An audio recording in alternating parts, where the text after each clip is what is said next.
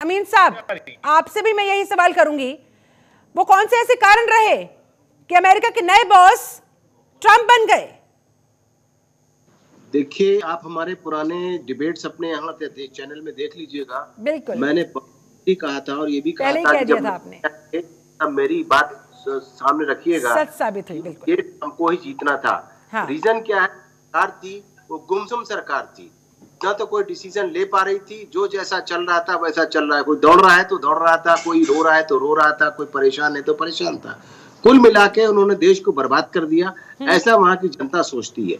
चाहे वो यूक्रेन युद्ध के लिए 2 साल से युद्ध चल रहा था, हाँ। वहां पे पैसे डोनेट हो रहे थे। सारे हाँ। टैक्सेस जो है, वो टैक्स जो था वो अमेरिकन की बोझ की सर के ऊपर बोझ था। इसी तरह इसराइल को भी उन्होंने सारा वेपन दिया, सब कुछ किया, और जो भी बोझ हो रहा था वो हो रहा था। जनता ने इस बात को देखा और समझ लिया इस बात को, और इनकी इनकम्बेंसी भी थी। और ये कमला हैरिस का अपना चुनाव नहीं था, ये डोनाल्ड ट्रंप का चुनाव था।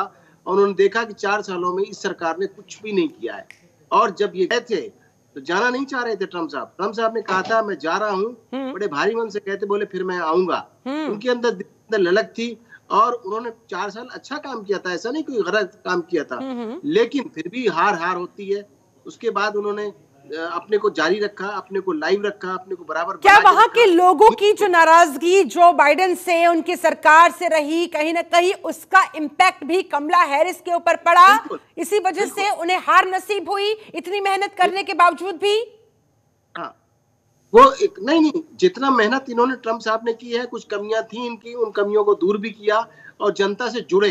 पिछली बार ये जनता से डायरेक्ट जुड़े हुए नहीं थे। अब की देखिए, बर्गर बॉय बन के काम कर रहे हैं। आप देखिए, कूड़े की गाड़ी भी चला रहे हैं। हाँ। और जनता के जा रहे हैं। जितने दौरे ट्रंप ने अब की बार किए हैं जनता के बीच में, मासेस के बीच में गए हैं, जितने उनके ऊपर हमले भी हुए इस बात को लेके, लेकिन उनकी जान के ऊपर भी हमला हुआ, लेकिन वो बच गए। ऊपर वाले की देन थी कि उनको बचना था, तो इसीलिए राष्ट्रपति बनना था, तो इसलिए इन पर कोई हमला। क्या वो जो जानलेवा हमला हुआ, अमीन साहब, आपको लगता है कि वो काम कर गया? एक तरीके से वो जो सिंपैथी अमेरिकी जनता की आई होगी डोनाल्ड ट्रंप के साथ, वो लास्ट तक मेंटेन रही? नहीं, इनके साथ सिंपैथी मिली। इनका काम करने का तरीका, एक अच्छे एडमिनिस्ट्रेटर हैं।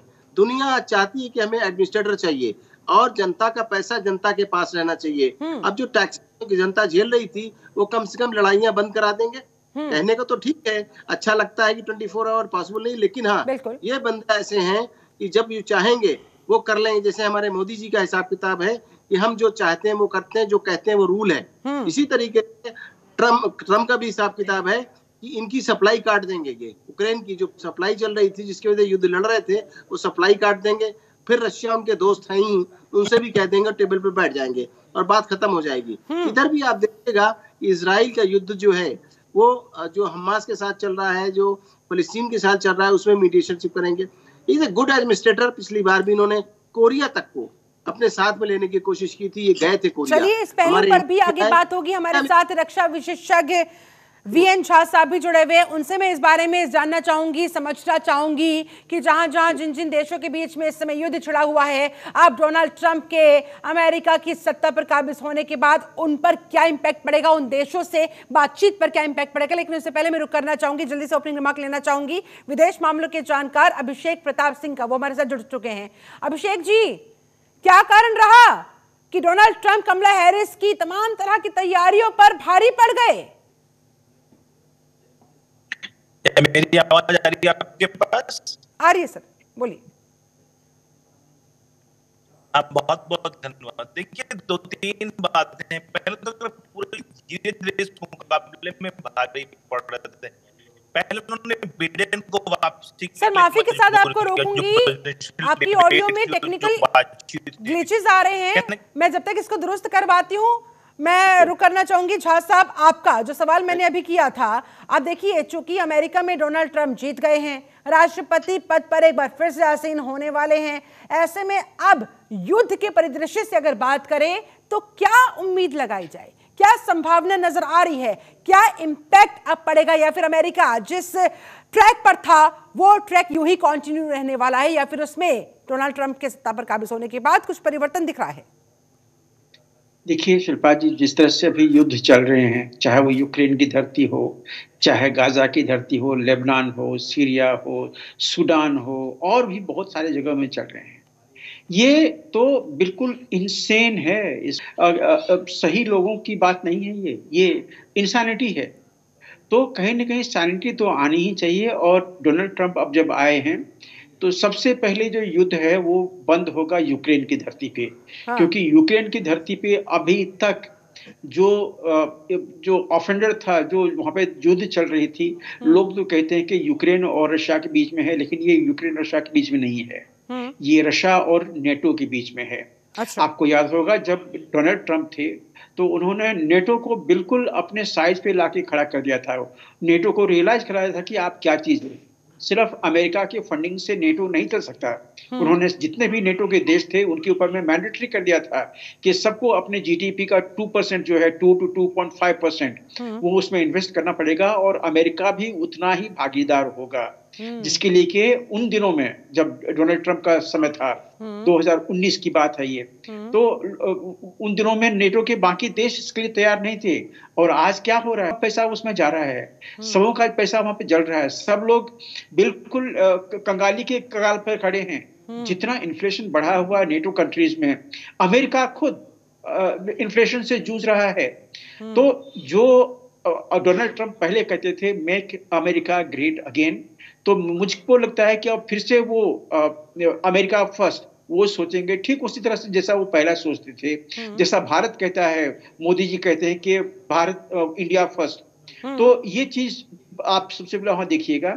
लेकिन जहां तक वार का फ्रंट है, वार के फ्रंट को कम करना पड़ेगा।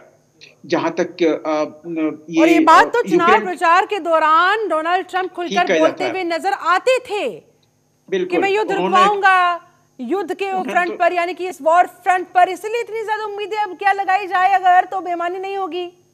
बिल्कुल, उन्होंने यहां तक कहा था कि आप एक टेलीफोन उठाइए, कॉल कीजिए और युद्ध को बंद कीजिए, यहां तक उन्होंने कहा था। ऑफकोर्स वो प्रेसिडेंट नहीं थे उन दिनों में, उनके ऊपर में केस चल रहा था, पता नहीं कैसे कैसे केस उनके ऊपर में चल रहे थे। सब every Tom Dick and Harry जो थे वो उनके ऊपर में केस करने के लिए तैयार थे, यहाँ तक कि उनको कैद किया गया था, उनको अरेस्ट किया गया था। ये सब नहीं होता है। देखिए जितनी भी चीजें हुई, ये इस तरह का जो अमेरिकी जेल में ट्रंप को बंद करना, मगिंग शॉट पब्लिक करना, उसके बाद जो जितने चीजें की है डोनाल्ड ट्रंप के अगेंस्ट में, प्रेसिडेंट बाइडेन के टर्म में, चाहे जो भी किया हो, जिसने भी किया हो, ये इस तरह से केस नहीं होता। इस तरह से आप अपने जो प्रतिद्वंद्वी हैं उसको आप नीचे नहीं दिखा सकते। आप याद रखें, सिर्फ नीचा दिखाने के लिए अगर केसेस किए गए थे तो जाहिर तौर पर सर जनता तक भी ये बातें पहुंचती है, जनता भी ये बातें समझती है कि राजनीतिक प्रतिद्वंदिता के चलते, राजनीतिक द्वेष के चलते किस तरह से पॉलिटिकल केसेस लोगों को फंसाया जाता है। क्या ये सारी चीजें डोनाल्ड ट्रंप के फेवर में गई है? इसी का ये नतीजा है कि वो जीते हैं। बिल्कुल बिल्कुल, आपने बिल्कुल ठीक कहा। देखिए पहले जो था डोनाल्ड ट्रंप के समय में, सीनेट था डेमोक्रेट के पास में, नैन्सी पेलोसी। नैन्सी पेलोसी ने तो ट्रंप का जीना दुभर कर दिया था। नैन्सी पेलोसी के चलते ही ट्रंप के ऊपर में ये जो इम्पीचमेंट का जो सिलसिला चला था वो चला था। कितने सारे केस नैन्सी पेलोसी ने ओपन किए थे, और सब मोस्टली लगता था कि ये फैब्रिकेटेड है, वो कहीं पे शायद तिल का ताड़ बना दिया गया है, ये सब चीजें चल रही थी। मैं ट्रंप का स्पोक्स पर्सन नहीं हूं, लेकिन हम लोग जहां अमेरिका से हम लोग दूसरे तरफ में है ग्लोब के, लेकिन ये सब चीजें हमें पता थी, ये सब चल रहा है वहां पे। यहां तक कि अभी जब कैंपेन चल रहा था दोनों के कैंपेन में भी ये सब सारी चीजें चल रही थी। डेमोक्रेट जो खेमे थे वो यही सिद्ध करने में लगा था कि Trump as an individual is bad, सब चीज चल रहा था। लेकिन वहां की जनता जो थी वो सब जानती थी कि ट्रंप ने किस तरह से कमाल कर दिया। अलग अलग रोल में जिस तरह से वो नजर आए, लोगों के दिलों को छूते हुए जिस तरह से नजर आए, यही कारण रहा कि 277 इलेक्टोरल वोट के साथ उन्होंने ये इतिहास रचने का काम किया। ऐसे में मोहम्मद अमीन साहब का मैं रुक करूंगी, उससे पहले एक और सवाल झा साहब, वो ये कि ट्रंप को जीत की बधाई देने से पुतिन ने इनकार कर दिया कि अभी देखेंगे क्या रणनीति अमेरिका डोनाल्ड ट्रंप के अधीन अपनाता है, उस हिसाब से आगे देखा जाएगा, उस हिसाब से आगे सोचा जाएगा। इससे आप किस तरह से देख रहे हैं? दो तरफ से। एक तो जो पुतिन है थोड़ा सा दबाव बनाना चाहते हैं अमेरिका पे, क्योंकि सारा जो फंडिंग हो रहा है वो अमेरिका से ही आ रहा है। अच्छा, तो अमेरिका को ये बात जताने की जरूरत है शायद पुतिन के सोच में, हाँ, कि आप जिस तरह से फंडिंग कर रहे हैं यूक्रेन की, ये चीजें हमें पसंद नहीं है, ये चीजें ठीक नहीं है। ठीक है। और दूसरी चीज, पिछले बार भी ट्रंप ने जब कहा था कि आई हैव वन, उसके बाद बहुत सारे लोगों ने उनको बधाई भी दी थी, लेकिन अगले दिन जब सुबह हुई थी वहां पे तो पता चला कि नहीं, वो हार चुके हैं, पासा पलट गया। हाँ। तो प्रीमेच्योरली कोई इसको आते हैं, अभी अनाउंसमेंट होगा, प्रॉपर अनाउंसमेंट होगा, वो उनको जीत साबित किया जाएगा। जहां तक पुतिन का सवाल है और डोनाल्ड ट्रंप का, इन दोनों के आपसी रिश्ते जो हैं वो बहुत अच्छे हैं। हालांकि उन दोनों के कंस्ट्रेंट्स हैं, दोनों दो अलग अलग खेमे में हैं। उन दिनों के अगर कोल्ड वॉर की हम बात करें तो पुतिन जो थे वो एक खेमे में थे, और अमेरिका दूसरे खेमे में था। तो इन्हीं दोनों के बीच में कोल्ड वॉर चल रहा था और उसमें बहुत सारे लोग पिस रहे थे। तो ये दोनों अपोजिंग वैरिंग ग्रुप्स हैं, इसमें कोई दो राय नहीं है। लेकिन ट्रंप ने रशिया को अपने काफी नजदीक लाया था, और कभी कभार ऐसा लगता था कि शायद हो सके कि विश्व जो है आगे के दिनों में, जहां तक डिफेंस का मामला है, जहां तक लड़ाई का मामला है, तो ये दो खेमों के चलते जो जहां लड़ाई शुरू की जाती है, तो वो लड़ाई आगे देखने को नहीं मिलेगी, जैसे हमने अफगानिस्तान में देखा, इराक में देखा। यही कि कहीं ना कहीं युद्ध पर विराम लगना चाहिए, इन लड़ाइयों पर विराम लगना चाहिए, लगाम लगनी चाहिए। उसकी शुरुआत कहां से हो, इस बात का भी इंतजार लगातार किया जा रहा है। वो राजनयिक के डॉक्टर मोहम्मद अमीन भी हमारे साथ जुड़े हुए हैं। अमीन साहब, आपकी भी मैं इस पर प्रतिक्रिया चाहूंगी। ट्रंप को जीत की बधाई देने से पुतिन ने इनकार कर दिया। इसके अलावा आपको क्या लग रहा है कि अब युद्ध एक तरफ रोकने की बात डोनाल्ड ट्रंप की तरफ से कही गई, दूसरी तरफ बधाई देना भी जरूरत नहीं समझा पुतिन ने, तो क्या वो बात करना जरूरी समझेंगे इस दिशा में? नहीं, ऐसा नहीं है। आपको ऐसा लग रहा है या दुनिया को ऐसा लग रहा है, वो एक उनके बिजनेस टर्म्स भी हैं रशिया के साथ में, और वो अभी देखिएगा कि जिस दिन वो शपथ लेंगे उसके बाद उनको बधाई देंगे, वो ऑफिशियली जब अनाउंसमेंट होगा। अच्छा। अभी तो ये उनकी जीत दिखाई जा रही है, ऑफिशियली तो उनको सर्टिफिकेट नहीं दिया गया है वहाँ के इलेक्शन कमीशन या अथॉरिटी के द्वारा ही इज इलेक्टेड नाउ। तो जब तक उनको ऑफिशियली शपथ नहीं लेंगे, आप देखिएगा कि जब वो जीत के बाद वो जनवरी में अपनी शपथ लेंगे, तब वहाँ का रशिया का एक डेलीगेशन भी आएगा। हो सकता है पुतिन भी वहाँ आ जाए। अच्छा। ऐसी कोई बड़ी बात नहीं है, जितने उनके अच्छे रिश्ते रहे हैं। क्योंकि इनको जो ट्रायल कोर्ट में किया गया, जैसे अभी बता रहे थे हमारे साथी डिफेंस एक्सपर्ट, कि इनको कोर्ट के केस चलाए गए। कोर्ट के केस चलाने में एक केस ये भी था कि रशिया ने इनको अलग से मदद की थी। तो ये इन बातों को कोई भूल नहीं सकता है कि किसने किसके बुरे वक्त में काम आए हैं। लेकिन सर, चलिए जीत की बधाई तो जब देंगे तब देंगे, अगर युद्ध को रुकवाने की बात हो, किस तरह से इस वॉर को एक पहलू पर लाकर, टेबल पर लाकर बातचीत के जरिए खत्म करवाया जाए, क्या आपको लगता है कि पुतिन एंटरटेन करेंगे, पुतिन सुनेंगे, या एक कान से सुनेंगे दूसरे से निकाल देंगे क्योंकि अमेरिका है, चलिए सुपर पावर है, सुन ली जाए, लेकिन पुतिन करेंगे वही जो उनके मन में है? कई तरीके से बातें होती हैं। इधर ये इनकी सप्लाई काट देंगे यूक्रेन की, जो यहाँ से चल रही थी फ्री फंड की सप्लाई, और वो युद्ध लड़ रहे थे। उधर से नाटो में भी आपको पता है, नाटो का वो हेड है, नंबर 2। नंबर 3, आप देखिएगा कि रशिया को फोन पे बात होगी कि हम उसको सप्लाई नहीं दे रहे, कुछ नहीं कर रहे, तो आप उसका थोड़ा रोकिए और इसको कंट्रोल करना है। तो इस तरीके से वो कर लेंगे, डिप्लोमेसी के तौर पे हो जाएगा। कोई बड़ी चीज नहीं है, यूक्रेन बहुत बड़ा कंट्री नहीं है, भले एक पार्ट था पहले। तो इसीलिए वो किसी तरह की कोई दिक्कत आने वाली नहीं है। और बहुत बड़े डिप्लोमेट भी हैं हमारे ट्रम्प साहब, बिजनेसमैन के साथ तो ही हैं, डिप्लोमेट भी हैं। पिछली बार भी आपने देखा होगा कोरिया तक चले गए थे, हमारे इंडिया से कितने अच्छे रिश्ते थे। जहां पर उनको करनी होती करते हैं। जैसे उन्होंने नॉन इमिग्रेंट जो थे वहां पे इलीगल, उनको भी हटाना था हटा दिया, टैक्स बढ़ाने थे बढ़ा दिया। यानी अपनी बात वो मनवाने में माहिर आदमी है। तो ये जो उन्होंने कहा है अपने इलेक्शन के दौरान कैंपेन में, कहा इस बात को कि हम 24 आवर में इलेक्शन वार हम रुकवा देंगे, तो इसका मिलेगा। लेकिन थोड़ा सा इत्मीनान रखना होगा, थोड़ा सा उन्हें समय देना होगा। चलिए मैं लौटूंगी आपके पास। विदेश मामलों के जानकार अभिषेक प्रताप सिंह एक बार फिर से हमारे साथ जुड़ गए हैं। अभिषेक जी, डोनाल्ड ट्रंप का चुनाव में ये जबरदस्त जीतना किस तरह से देख रहे हैं? अमेरिका के लिए क्या परिवर्तन होगा और भारत के लिए क्या परिवर्तन होगा? देखिए, बहुत ही महत्वपूर्ण सवाल आपने पूछा है। मेरी आवाज आ रही है आप तक? अगर इसका आंतरिक रूप से देखें अमेरिकी राजनीति के मामले में, तो एक तो क्या है कि जो आर्थिक सिचुएशन और जो इकोनॉमिक पॉलिसी बिडेन एडमिनिस्ट्रेशन जो लेके चल रहा था, उसको लेके काफी असंतोष था अमेरिकियों में।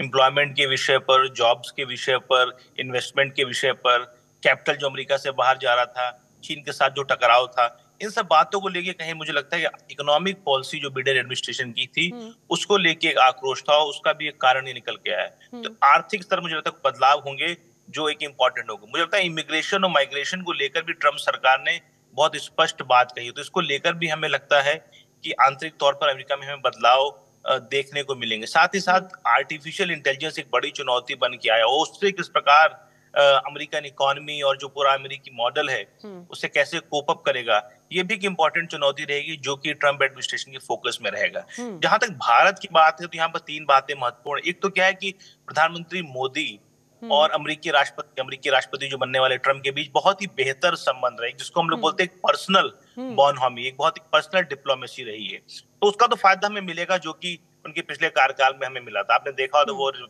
हमारी अतिथि के रूप में आए थे, किस प्रकार से भव्य स्वागत हुआ था, उधर हाउडी मोदी हुआ था, सब याद है बिल्कुल। हाउडी ट्रम्प और नमस्ते मोदी, तो हाउडी ट्रम्प और नमस्ते मोदी का जो फाउंडेशन है उसका भारत को मिलेगा।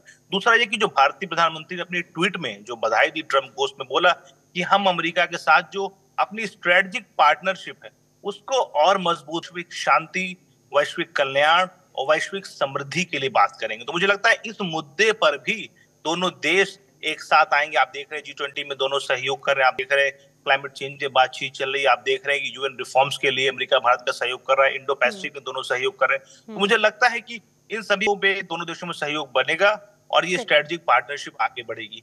तीसरा मुझे लगता है कि जो इंडियन डायस्पोरा है, जो कि इस चुनाव में थोड़ा सा डेमोक्रेट वर्सेस रिपब्लिकन के विषय में फंसा हुआ था, उसको लेकर भी ट्रम्प सरकार एक बेहतर नीति बनाएगी ताकि जो इंडियन डायस्पोरा जिसने अमेरिकी ग्रोथ में, अमेरिकी विकास में अपना सहयोग दिया है। ठीक है, प्रमदीप अलूने जी, अब चूंकि डोनाल्ड ट्रंप जीत गए हैं, अमेरिका में डोनाल्ड ट्रंप की इस जीत का भारत के साथ अमेरिका के संबंधों पर किस तरह का पड़ेगा असर?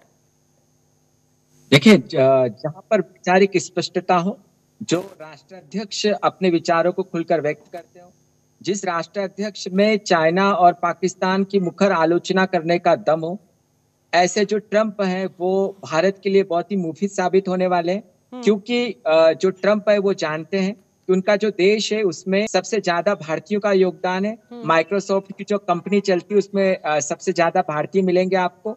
जो पहचान है अमेरिका की, अमेरिका का व्यवसाय ले लें या नासा ले लें, नासा में तकरीबन 36% भारतीय, मतलब शिक्षा, स्वास्थ्य, रिसर्च, शिक्षा में हजारों शिक्षक जो हैं वो अमेरिकन यूनिवर्सिटीज में पढ़ाते हैं। तो अमेरिका जहां पर आज पहुंचा है, अमेरिका जितना ताकतवर देश है, उसमें भारतीय जो युवा है या जो भारतीय समुदाय है उनकी पहचान को कोई नजरअंदाज नहीं कर सकता। और ट्रंप तो कर ही नहीं सकते, जो कि 2016 में सत्ता में आने पर भी जो चीन को चुनौती दे चुके थे, जो चीन के खिलाफ भारत को एक मजबूत पार्टनर मानते थे, जो भारत का रणनीतिक महत्व समझते। और सबसे बड़ी बात इन सबके बीच भारत की जो नियंत्रण और संतुलन की नीति कभी कभी थोड़ी सी असहज करने वाली थी, क्योंकि बाइडेन को पसंद नहीं था कि पुतिन से भारत की नजदीकी हो। लेकिन पुतिन स्वयं जो है वो ट्रंप के दोस्त हैं।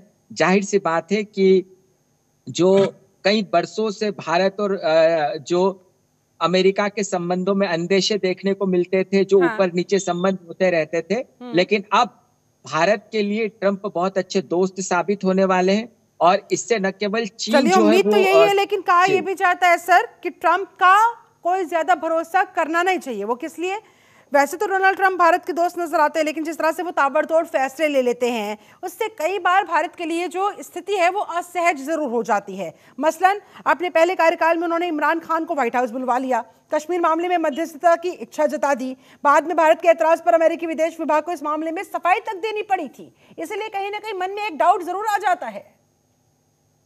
नहीं, देखिए, शिल्पा जी, भारत को डाउट करने की आवश्यकता इसलिए नहीं है क्योंकि ट्रंप आप्रवासन को लेकर सख्त हैं।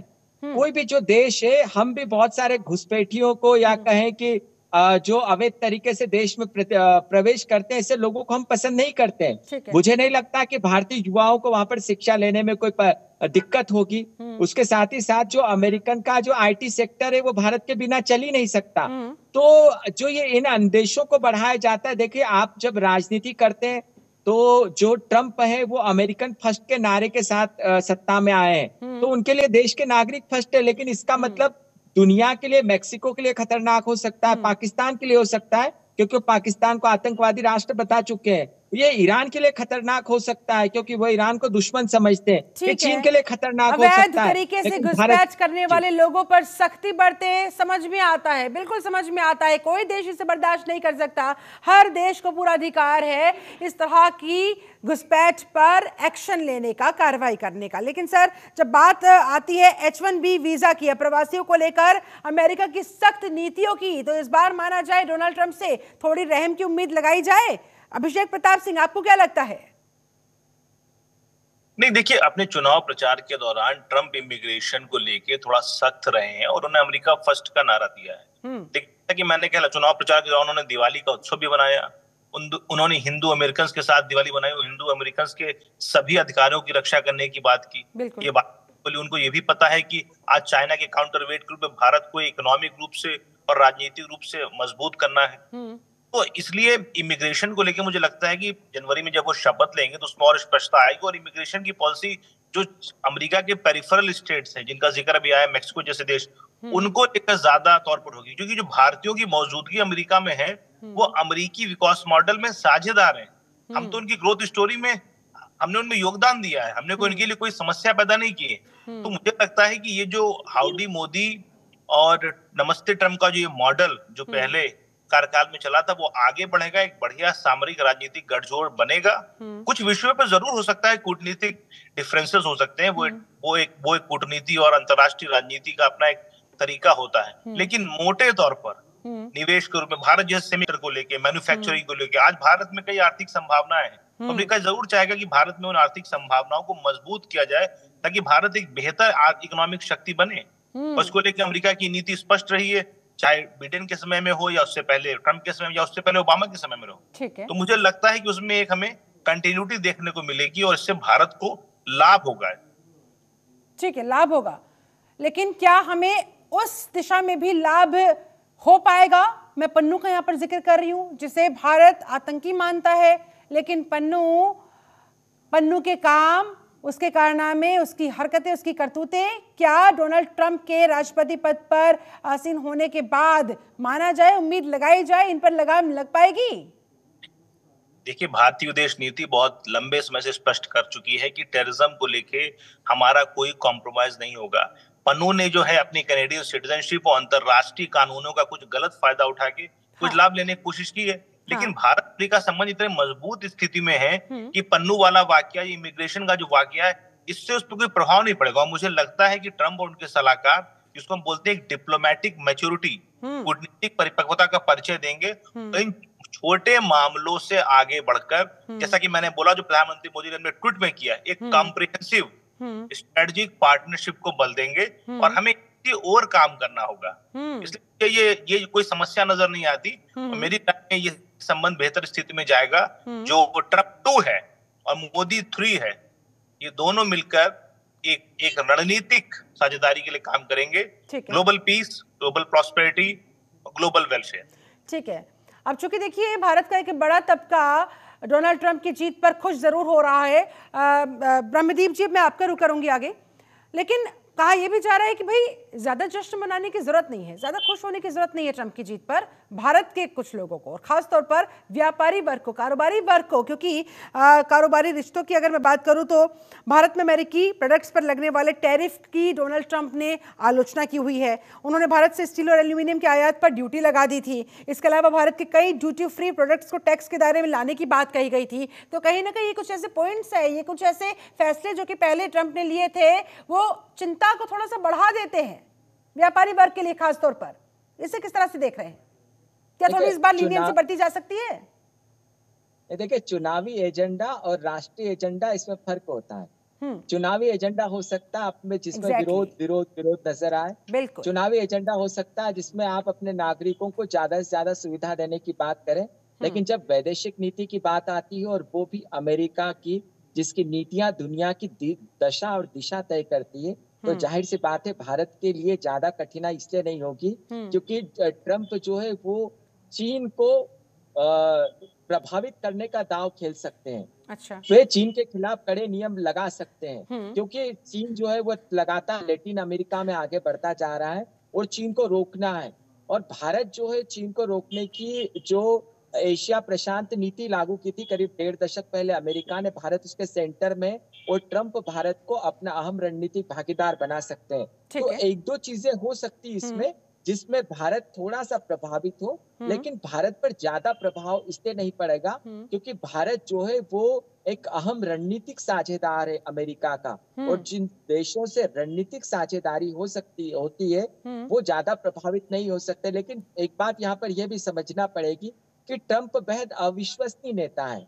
वो G7 के मंच से कह सकते हैं कि G7 में भारत को शामिल होना चाहिए। वो कह देते हैं कि यूक्रेन को मदद हम नहीं देंगे। वो कहते हैं कि अमेरिका के पैसों को मदद पे हम खर्च नहीं कर सकते दूसरे। वो किसी भी हद तक जा सकते हैं, लेकिन ट्रंप में जो एक खास बात नजर आती, वो नजर आती स्पष्टता। अभी तक अमेरिकन नीतियों में शातिरता नजर आती थी। वो एक बाइडेन जैसे लोग मोदी जी से गले भी मिलते थे और फिर मानव अधिकारों को लेकर कनाडा के साथ खड़े भी नजर आते थे। तो ऐसे मौकों पर जो ट्रंप है वो ट्रंप यूरोप के साथ सामने यूरोप को आंखें दिखा चुके हैं, ट्रंप नाटो को आंखें दिखा चुके हैं। तो मुझे नहीं लगता कि भारत की नीतियां बहुत ज्यादा प्रभावित होगी। आने वाले समय में आप देखेंगे कि ट्रंप और मोदी की जो जोड़ी है वो कमाल करेगी। मुताबिक भारत की नीतियों पर कुछ ज्यादा फर्क पड़ेगा नहीं, असर पड़ेगा नहीं। लेकिन झा साहब देखिए, ट्रंप जो वापस से सत्ता में लौटे हैं एक नारे के साथ, let's make America great again, दोबारा से अमेरिका को महान बनाना है। ऐसे में क्या माना जाए, क्या समझा जाए, किस तरफ वो आगे बढ़ने वाले हैं? जाहिर तौर पर जितनी भी अब आगे उनकी नीतियां होंगी उसमें वो अमेरिका केंद्रित नीतियों को बनाएंगे, बाकी देशों के बारे में बाद में सोचेंगे, दोस्ती के बारे में, कारोबार के बारे में, बाकी सब चीजें साइड सेकेंडरी होगी। सबसे पहले कैसे अमेरिका को महान बनाया जाना है। आपको क्या लगता है, क्या उनका इरादा हो सकता है? देखिए शिल्पा, आपको थोड़ा सा ध्यान देना पड़ेगा कि रिलेशनशिप जो होते हैं बहुत तरह के होते हैं, और उसी में से सबसे जो अहम रिलेशनशिप होता है उसको हम लोग बोलते हैं सिम्बायोटिक रिलेशनशिप। ठीक है। कि आपके जो मित्र हैं या आप जिनके साथ रिलेशनशिप कर रहे हैं, इससे आपको भी फायदा मिले और उनको भी फायदा मिले। एक दूसरे का जहाँ पे कॉम्प्लीमेंट करना चाहिए, उनके वीकनेस पे वो कॉम्प्लीमेंट करें, ये बहुत बड़ी चीज होती है।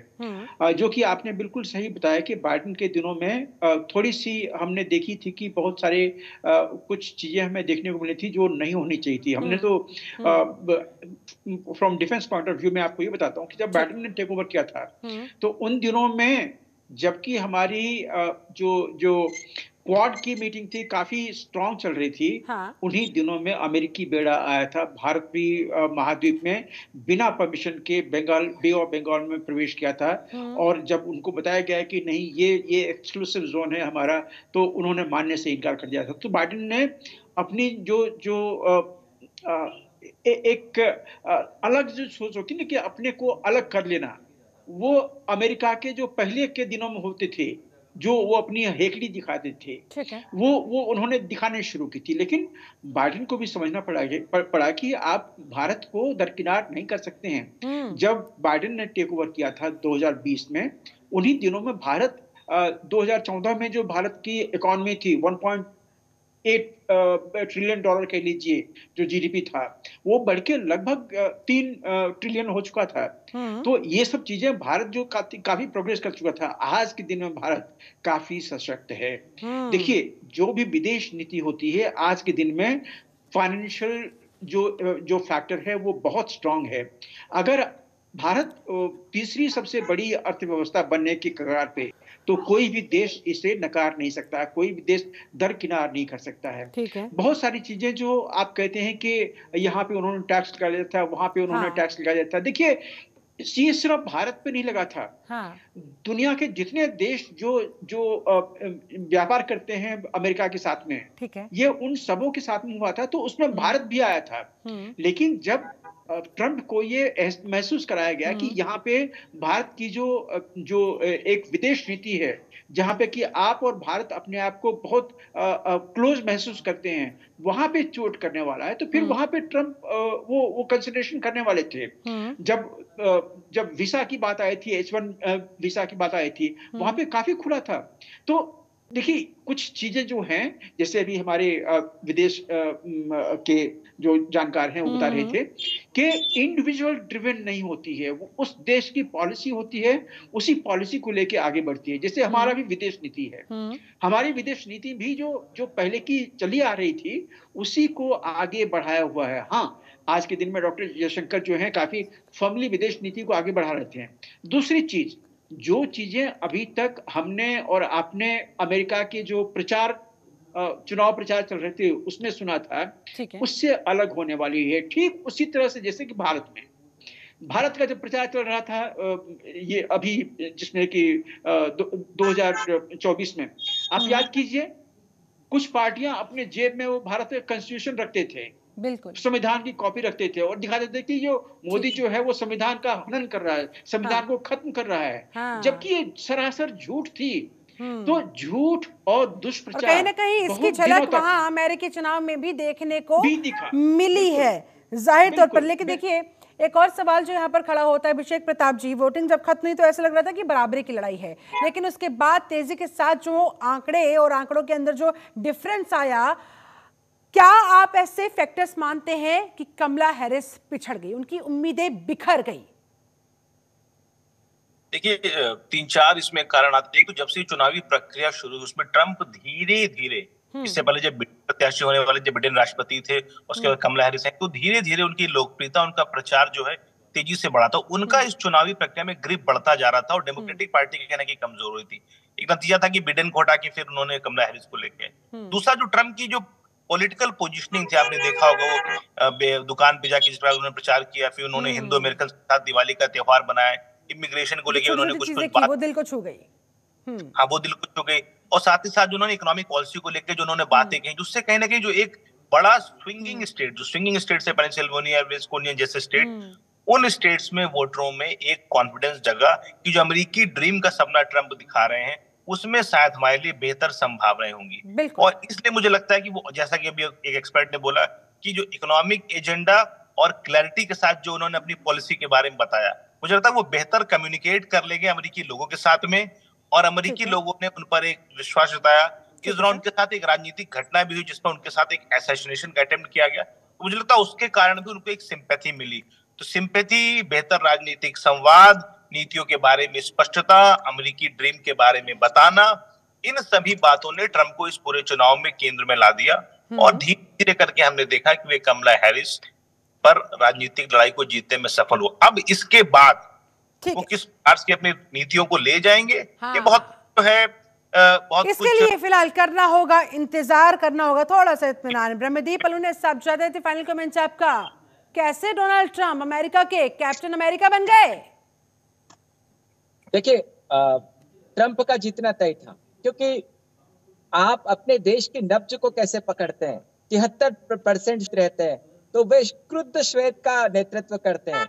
वो श्वेत जो है, उनको अति राष्ट्रवाद का एक नारा देकर वो सत्ता में आए हैं। आप अपने देश की समस्याओं का समाधान करना चाहते हैं। आप ये नहीं कहते कि मैं दुनिया का प्रतिनिधित्व करूंगा, दुनिया के अप्रवासियों को अपने यहाँ पर बुला लूंगा। तो जब आप अपने देश के लोगों का प्रतिनिधित्व करते, देश के लोगों के हितों की बात करते, ज्यादा से ज्यादा देश के जो लोग हैं उनके उनको फायदे कैसे मिले इसके बारे में चिंतन करते, आप मुखर होकर बोलते, आप किसी की आलोचना करने से गुरेज नहीं करते, तो मुझे लगता है कि ऐसे नेता को किसी भी राष्ट्र ने पसंद करना चाहिए। और अमेरिका ने ट्रंप को इसीलिए पसंद किया है क्योंकि उन्होंने अमेरिकन ख्वाब की बात की है। अपने लोगों को, अपने लोगों के मुद्दों को उनके दिलों को छुआ और इसी का नतीजा आज पूरी दुनिया के सामने। फाइनल कमेंट्स आपका झा साहब, युद्ध के फ्रंट पर खासतौर पर मैं जाते जाते आपसे उम्मीद जानना चाहूंगी, क्या उम्मीद लगाई जाए? युद्ध रोकने की प्रतिबद्धता को एक बार जो फिर से दोहराया डोनाल्ड ट्रंप ने, किस हद तक हो पाएंगे कामयाब? बहुत सटीक सवाल है शिल्पा जी आपका। देखिए, कहीं भी आग हो, अगर उसमें आप घी या तेल डालना बंद कर दें तो आग जो है अपने आप ठंड पड़ जाएगी। बिल्कुल यही जरूरत है अमेरिका के लिए। अमेरिका अभी तक यूक्रेन के वॉर में घी डालता आया हुआ है। फ्रैंकली जो यूक्रेन की धरती पे लड़ाई लड़ी जा रही है वो अमेरिका और रूस के बीच में है, और बाकी कुछ नेटो देश भी उसमें अपना जो सहयोग है वो दे रहे हैं। तो इसको अगर खत्म करना है तो Trump is the answer. Trump कल को, अभी तो स्वेरिंग नहीं हुई है, अभी ट्रम्प प्रेसिडेंट बने नहीं हैं, लेकिन जैसे उनके टर्म आते जाएंगे तो जितने लोग उस घी में हवा डाल रहे थे, उस आग में घी डाल रहे थे, इसलिए अब इंतजार है अमेरिका के रुख का, डोनाल्ड ट्रंप के रुख का, कि वो क्या नीति आगे अपनाते हैं और इसका क्या इंपैक्ट वॉर फ्रंट पर पड़ेगा। बहुत बहुत शुक्रिया, मेरे पास समय बस इतना ही था। बहुत बहुत धन्यवाद आप तीनों ही खास मेहमानों का मेरे साथ इस चर्चा में जुड़ने के लिए, समय निकालने के लिए।